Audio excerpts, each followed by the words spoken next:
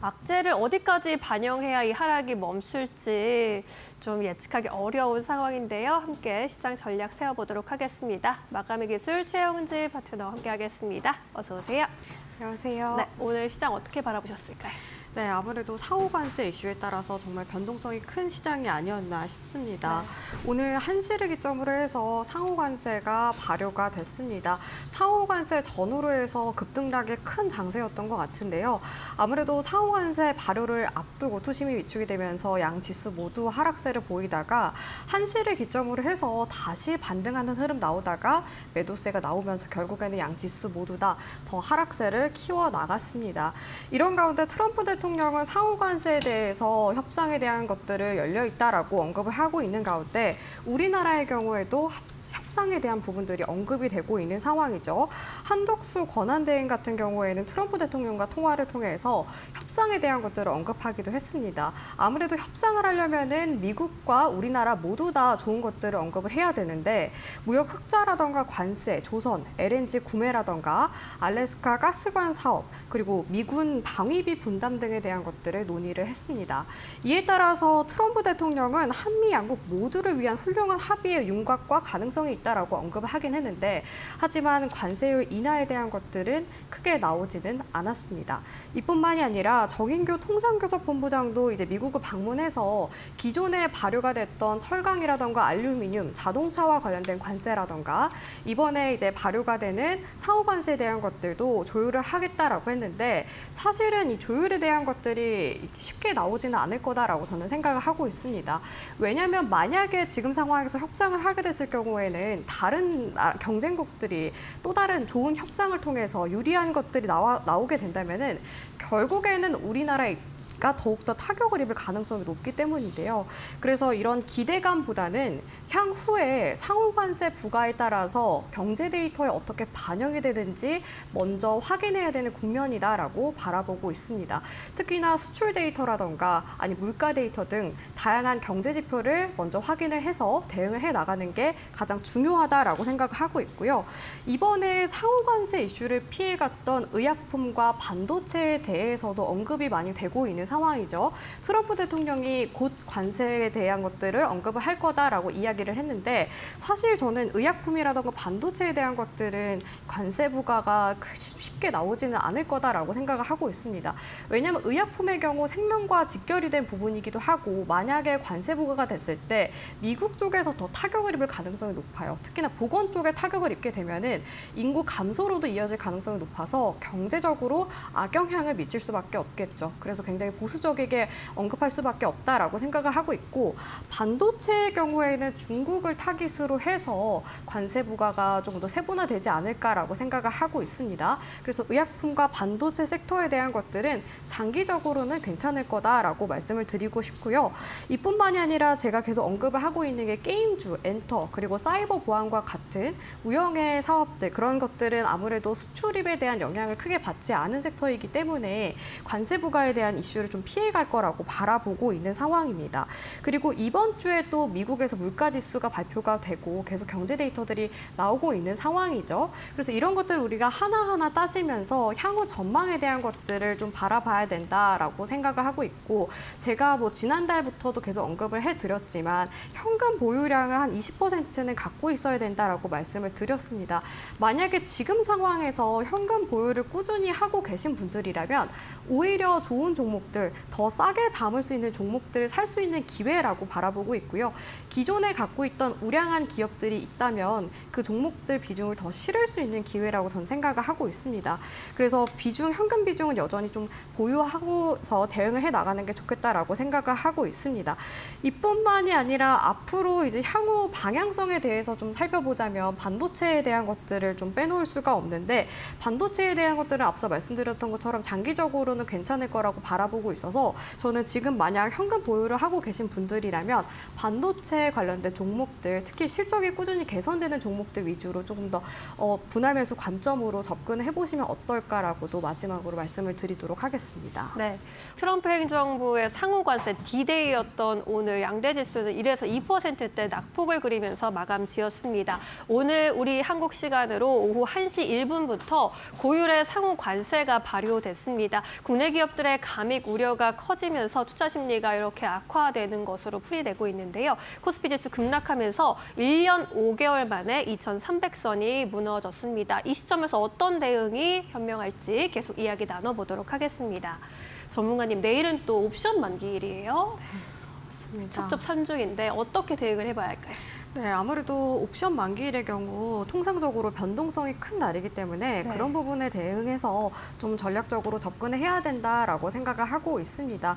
뭐 관세에 대한 이슈들은 앞에서 설명을 해드렸기 때문에 개별적인 이슈를 먼저 말씀을 드리자면 옵션 만기일입니다. 옵션 만기일의 경우 매달 둘째 주 목요일인데요. 3월, 6월, 9월, 12월의 경우에는 선물 옵션 동시 만기일이고요. 이외에는 다 옵션 만기일입니다. 옵션 만기일의 경우 기관이라던가 외국인 투자자들이 보유한 옵션 같은 경우 포지션 만기 전에 정리를 한다거나 이제 만기로 옮기게 되면서 매매가 활발해지기도 하고요. 프로그램 매매가 늘어나게 됩니다. 이에 따라서 개별 종목들이 급등락이 커지기도 하는데요. 이런 것들을 잘 모르시는 투자자분들이라면 자기 종목이 왜 변동성이 이렇게 크게 나오는지 잘 모르고 매도하시는 분들이 더 많더라고요. 근데 개별적인 악재가 없는 거라면 옵션 만기일로 인해서 변동성이 크게 나오는 거니까 보유하는 전략 유지를 하셨으면 좋겠다라고 말씀을 드리겠고요. 최근의 흐름을 보니까 선물 옵션 동시 만기일이라던가 아니 옵션 만기일 전거래일에 오히려 매도세가 강하게 나오는 경우가 많다라고 저는 말씀드리고 싶습니다. 그래서 오늘의 경우에도 아무래도 옵션 만기일을 앞두고서 매도세가 더 나오지 않았나라고 생각을 하고 있거든요.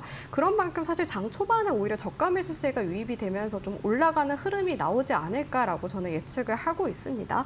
이런 부분들 참고하시면 좋을 것 같고 특히나 최근 들어서 정치 테마주들이 굉장히 크게 상승을 보였잖아요. 그런 종목들이 더 변동성이 크게 나올 수 있으니 보유하고 계신 분들이라면 참고하셨으면 좋을 것 같습니다.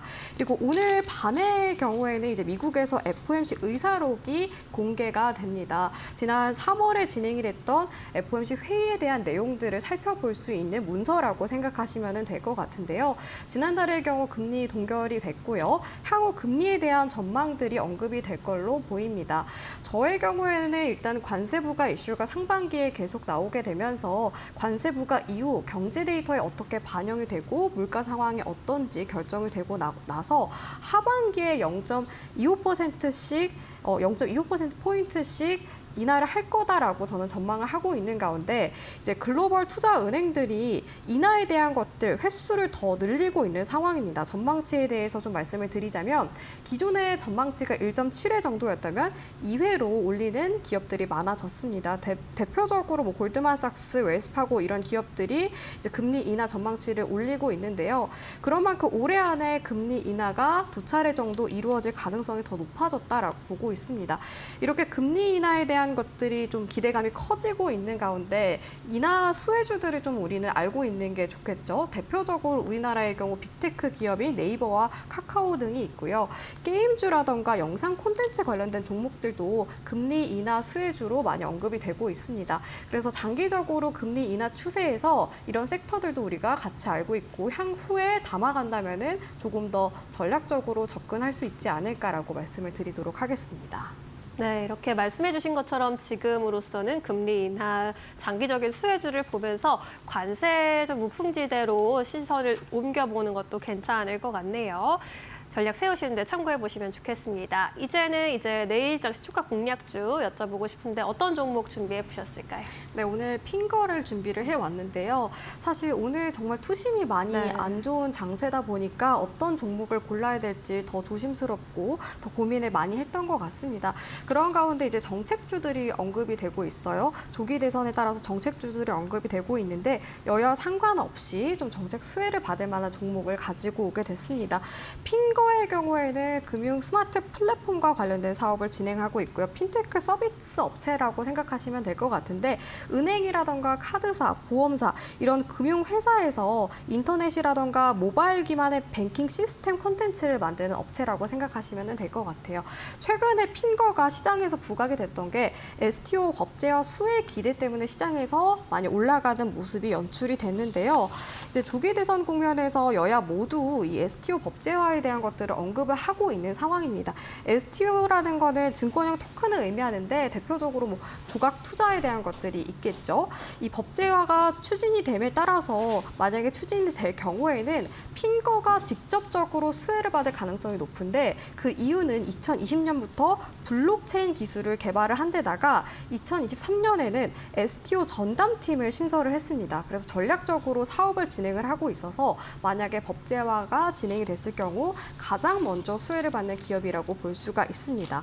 이뿐만이 아니라 최근에 또 시장에서 부각이 됐던 게 온누리 상품권 디지털 결제 플랫폼을 운영한다라는 소식이 들려왔기 때문인데요. 이번에 한국조폐공사와 함께 협력을 했고요. 3월부터 모바일 카드형 온누리 상품권 결제 플랫폼을 운영하고 있습니다. 온누리 상품권의 경우에는 사실 전통시장이라던가 소상공인 지원 정책으로 대표적으로 꼽히고 있는데 이제 소비자 입장에서는 소득공제 40%라던가 최대 15% 정도 할인을 받을 수가 있습니다. 이에 따라서 핑거가 더욱더 수혜를 받을 가능성이 높고 수익성 개선이 기대가 된다라고 보고 있고요. 연간 5조 5천억 원 규모의 온누리 상품권 수요가 이제 커지게 되면서 직접적인 수익성 개선이 이어질 거다라고 바라보고 있습니다. 이뿐만이 아니라 핑거가 현재 시점에서는 금융 기업들이 디지털화로 전환이 되고 있는 상황이에요. 그리고 AI 기술 기반으로 해서 성장을 하고 있는데 이에 따라서 핑거도 같이 성장세가 지속이 될 거다라고 생각을 하고 있습니다. 특히 핑거의 경우에는 자회사들과 함께 핀테크라던가 보안, 클라우드 사업도 진행을 하고 있고요. 디지털 전환에 있어서 다양한 사업들을 진행을 하고 있어서 이런 시장에 있어서 같이 성장세가 지속이 될 거라고 바라보고 있고 그리고 AI 기반 자동화 서비스도 같이 제공을 하고 있어서 AI 관련주로도 꼽힙니다. 다만 조금 부정적인 측면을 말씀드리자면 작년에 적자로 전환했던 부분은 조금 아쉽다고 생각을 하고 있는데 계열사가 워낙 실적이 부진하기도 했고요. 그리고 작년의 경우 아무래도 핀테크 업체들이 불황을 겪었기 때문에 많이 침체가 돼 있는 상황입니다. 이에 따라서 핑거도 영업이익이 적자로 전환이 됐던 부분은 아쉽다고 생각이 들지만 만약에 STO 법제화가 진행이 된다면은 핑거가 가장 먼저 수혜를 받을 만한 종목이고 이에 따라서 금방 또 수익성 개선으로 이어질 수가 있어서 오히려 저는 턴어라운드의 기회라고 말씀을 드리고 싶습니다. 차트 보면서 가격 전략 보도록 하겠습니다. 오늘 같은 경우 핑거는 4%대에 하락하면서 마감을 했습니다. 눌림목 구간이라고 생각이 들어서 오히려 저는 지금 상황에서 매수 관점으로 바라보고 있고요. 최근에 이렇게 대량 거래량이 발생을 하면서 주가가 크게 급등세를 보이는 모습이 연출이 됐습니다. 상단에 단기 매물대가 형성이 돼 있지만 최근에 대량 거래량이 발생한 만큼 거래량이 동반한다면 충분히 이 구간대는 뚫어준다라고 바라보고 있고요. 월봉상으로 봤을 때 좀 목표가와 손절가를 제시를 해드리고 싶은데 월봉상으로 봤을 때 일단 일목균형표 기준선이 조금 저항대로 작용을 하고 있고 그 다음에 매물대가 길게 쌓여있는 구간이 13,100원 구간대입니다. 이 구간까지 일단 목표가로 잡고서 보시는 게 좋겠다라고 말씀을 드리겠고요. 손절가의 경우에는 워낙 지금 바닥권에서 추세를 전환하고 있는 구간이기 때문에 어느 구간을 잡아야 될지 고민을 많이 하다가 캔들이 가장 많이 접점이 많았고 매물대가 좀 길게 쌓여있는 구간대를 좀 바라보고 있습니다. 9,400원 구간대인데 만약에 이 구간을 이탈을 하게 되면은 최저점 구간이 5,800원 구간대까지도 밀릴 가능성이 높다라고 판단이 돼서 9,400원을 손절가로 제시를 해드리도록 하겠습니다. 전략에 참고하셨으면 좋겠습니다. 네. 핑거, 핀테크 기업 안에서 골라주셨는데 실적이 좀 아쉽긴 하지만 STO 법제화가 된다면 수혜가 기대되는 종목으로 실적 턴어라운드까지 바라볼 수 있다라고 이야기해 주시네요. 여야 모두 지금 STO 법제화에 대해서는 긍정적인 입장이기 때문에 올해 안에는 법안이 통과되지 않을까라는 기대감 올라오고 있는 상황입니다. 목표가 13,100원대로 대응해 보도록 하겠습니다. 오늘은 여기까지 이야기 나눌게요. 고맙습니다.